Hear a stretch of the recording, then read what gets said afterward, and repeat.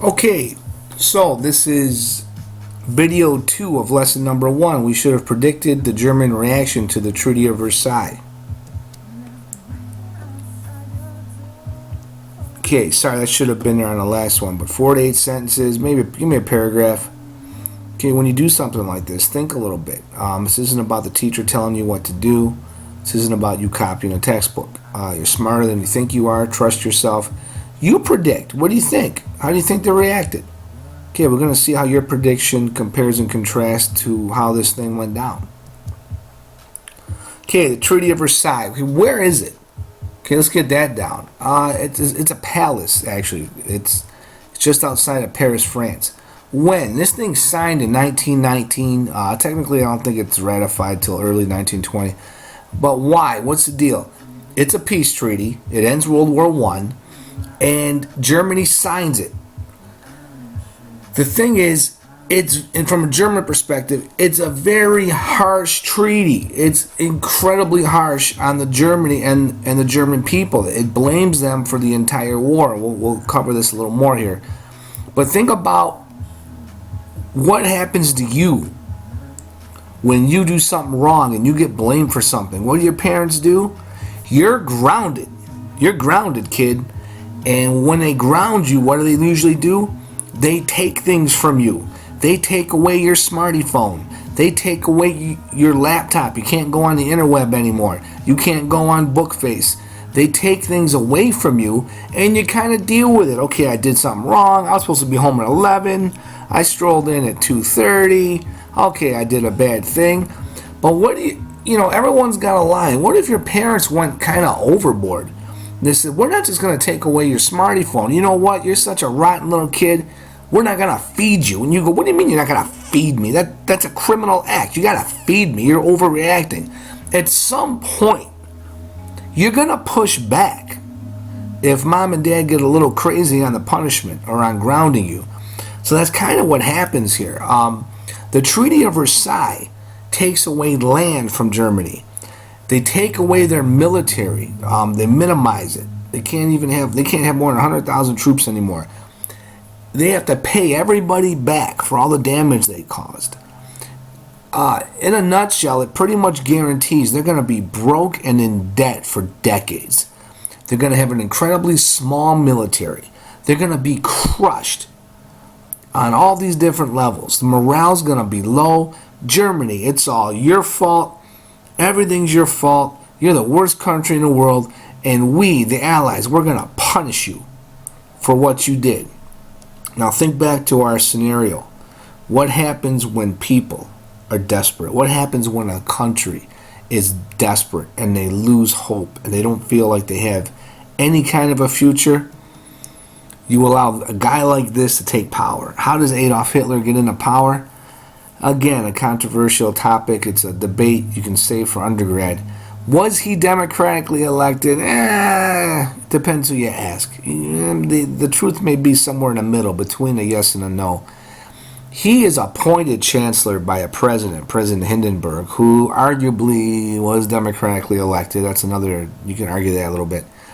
But he's appointed by a supposed democratic elected leader. And then when Hindenburg dies, the president dies, Hitler just dissolves the position of president. So no one else is president. So boom, as chancellor, he's in charge. That's the short version. So if you ask me if he was democratically elected or not, I don't know. Depends on how you define democracy, I guess, and how you answer that question. Okay, the Treaty of Versailles. We're going to talk about the big three. Maybe you read a book or your teacher told you about the big four, but for this lesson, we're going to talk about the big three. Sorry, Italy. The big three lay the smackdown on Germany. They said, we're going to make you pay for World War I, monetarily and in other ways that we talked about. Who are the big three? Collectively, this group of men are known as the big three. You got Woodrow Wilson in the United States, George Clemenceau in France, and David Lloyd George in Britain, or Clemenceau. Sorry, I might be mispronouncing that. But these are the guys that are the big three. Now, Wilson ends up we can Monday morning quarterback this thing now. Wilson kind of predicted what was going to happen. He didn't want to just totally crush Germany with his Treaty of Versailles. He wanted to get them a decent deal so they just weren't crushed on every level. Now, Clemenceau of France, he wanted to squash them.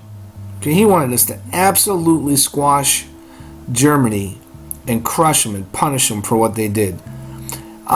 George, you could kind of say he was kind of in the middle. He wouldn't want to be as easy on him as Wilson wanted to be, but he didn't want to be as tough as Clemenceau.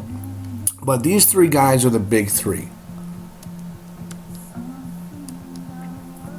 Okay, this map, and like pretty much everything in this demonstration, aside for the PowerPoint, I stole this. I don't even know who I stole it from.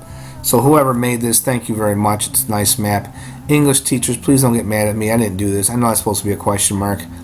But anyway, that being said, students, look at this map. Okay, interpret this map and check out this information on the side. My students, I'd like you to make 2 circle maps explaining what you think is important on this map. So we're going to hit pause. We're going to make 2 circle maps based on what you see here.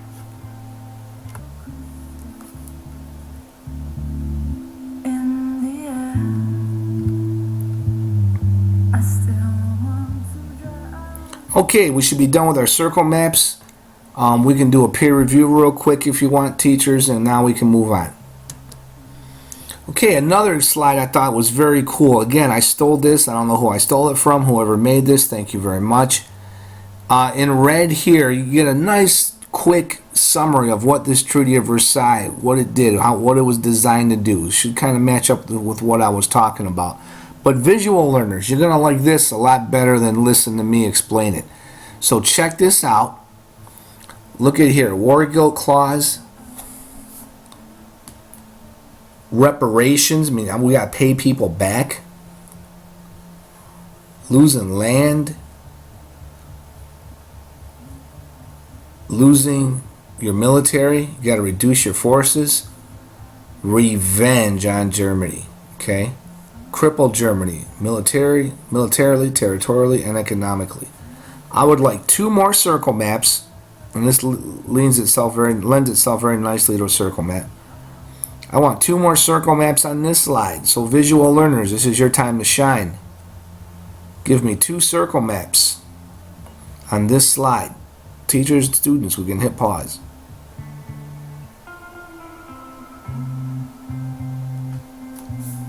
Okay, we should be done with our circle maps. Maybe we went over them in class. Now we can move on. Okay, this video. We can actually give somebody some credit here. Mr. Anthony Kimmer, I hope I'm pronouncing that correctly. This young man did an absolutely outstanding job, in my opinion, explaining the Treaty of Versailles in about 8.5 minutes. So we're going to watch this video, and we're not going to be just passive listeners. We are going to take active notes using a Cornell note-taking system, or you can make circle maps as a way to take notes, or you could make a flow map on this video. So whatever one of those 3 ways suits you best, go ahead and go with it. So get your paper and pen ready, pencil. If you're doing this at home, take a picture of your work and send it to me on Edmodo so I can grade it. So let's get ready for the Treaty of Versailles in 1918 and its consequences. The Treaty of Versailles was one of the most important events of the 20th century, and it had far-reaching consequences. It was largely responsible for the major events which occurred in the rest of the century, including the rise of Hitler and the Nazi Party, World War II, and much of the Cold War which occurred afterwards. The treaty was the result of the First World War. This war was unlike any other because it involved most of the countries of the world. The destruction caused by the war was unheard of in its size, economic impact, and the number of casualties. It was the first war that featured advanced technology, such as submarines, aircraft, radio communication, and poison gas. Manufacturing advances also allowed a great production of weaponry, including new items such as tanks and machine guns. All this resulted in a total of 8,241,000 combat deaths. Not to mention, there were 25 million people who died from the Spanish flu immediately after the war. After the United States entered the war on the side of the Allies, the tide was turned against Germany.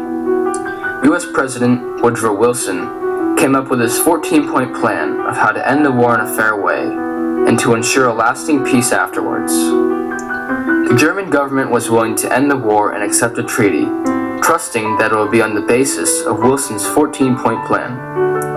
The war ended, the German military was dismantled, and the four main Allied leaders met at Versailles to determine the final terms of the treaty. But the victorious Allies brought their 19th century prejudices with them. Germany and its allies, such as Austria-Hungary, were excluded from its discussions, and the victorious Allies, with the exception of Wilson, were determined to punish Germany. Even the French General Foch said, "This is not peace, it is an armistice for 20 years." Foch's prediction turned out to be exactly true. The treaty was very one-sided in its punishment of Germany. Germany was required to give up large parts of its territory, and even part of its population.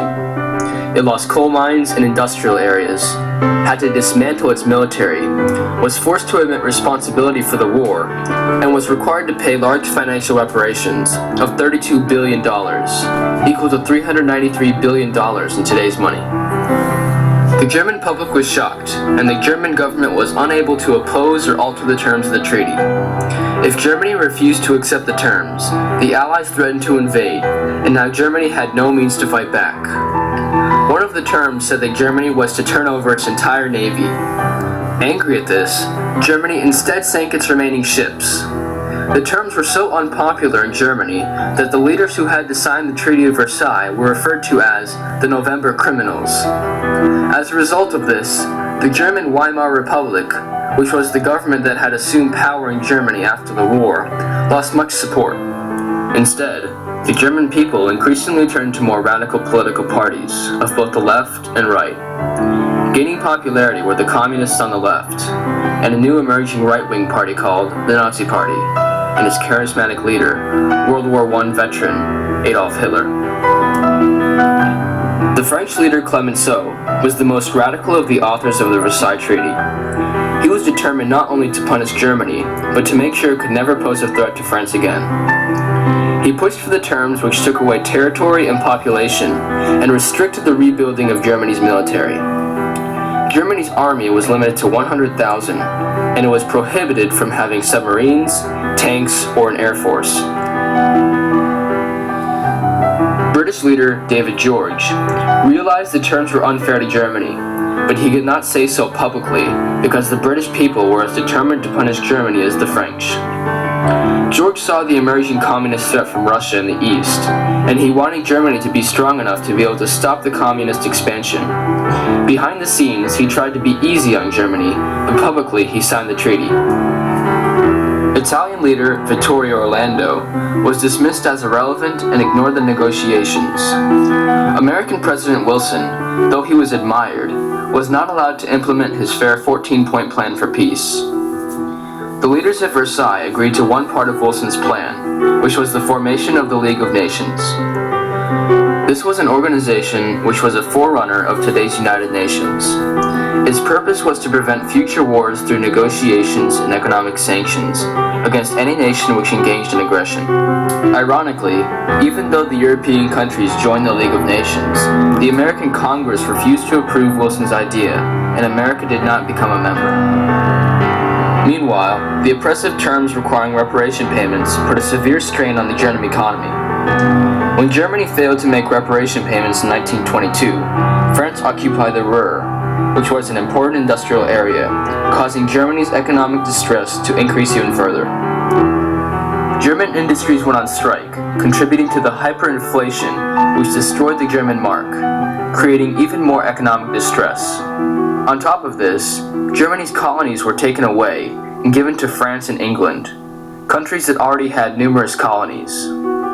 To add insult to injury, the German public was angry about Section 231 of the treaty, which forced them to admit responsibility for the war. Further economic sanctions against Germany caused some starvation, even of children.